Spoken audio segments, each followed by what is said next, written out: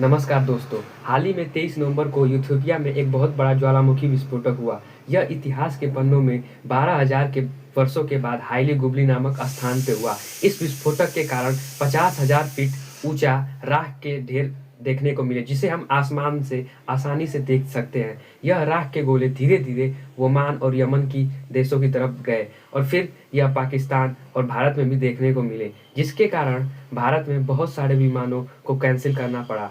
इसका कारण ये होता है कि इन राख के ढेरों में छोटे छोटे कण होते हैं जो इंजन में चले जाते हैं और इंजन की प्रक्रिया को बाधित करते हैं। यदि कॉकपिट की खिड़की पर इन छोटे छोटे कणों को डाला जाए तो यह रेत की कागज की तरह प्रक्रिया देती हैं और इनके कारण जो पायलट को भी स्पष्टता से दिख नहीं पाता है। और ये राख के ढेरों के गोलों के कारण न केवल भारत में बल्कि मध्य पूर्व देशों में भी ढेर सारे विमानों को स्थगित करना पड़ा। अब यह राख के गोले धीरे धीरे चीन और म्यांमार की तरफ बढ़ रहे हैं। यहाँ पे विस्फोट हुआ इथियोपिया के अफ्तेरा क्षेत्र में, जो कि उस ज्वालामुखी से के विस्फोटक क्षेत्र से 28 किलोमीटर दूर है। यहाँ पे बहुत सारे गांव जो है इस राख की ढेर में आ गए। हालांकि राहत की बात यह है कि इससे किसी मानव को जो है किसी प्रकार की हानि नहीं हुई।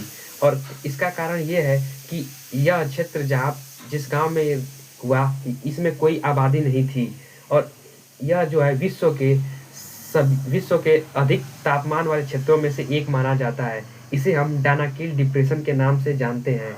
इस क्षेत्र का तापमान लगभग 50 डिग्री सेल्सियस से 55 डिग्री सेल्सियस के बीच होता है। यह क्षेत्र भूवैज्ञानिक और पर्यटकों के लिए बहुत ही रोमांचक और प्रिय जगह है, क्योंकि भूवैज्ञानिक यहाँ इसलिए रोमांचित महसूस करते हैं क्योंकि यहाँ पे ढेर सारी ज्वालामुखी की क्रियाएं होती रहती है जो उन्हें हमेशा आकर्षित करती हैं। और पर्यटकों के लिए यह इसलिए आकर्षण का क्षेत्र है क्योंकि यहाँ पे बहुत सारे ऐसे दृश्य हैं जहाँ पे नीला पीला रंग के दृश्य दिखते हैं। यह दृश्य रासायनिक अभिक्रियाओं के फलस्वरूप उगती हैं।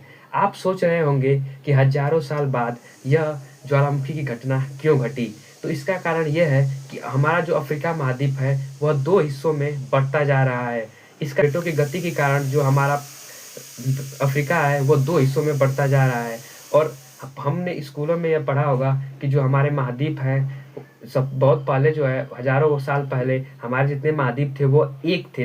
उसको हम पेंजिया बोलते थे। सारे महाद्वीप हमारे एकत्रित थे, उसको पेंजिया बोलते थे। और एक ही महासागर उस समय था जिसे पैंथालसा बोलते थे। वक्त के साथ वही पेंजिया दो हिस्सों में बट गया, एक अंगारा लैंड और एक गोंडवाना लैंड।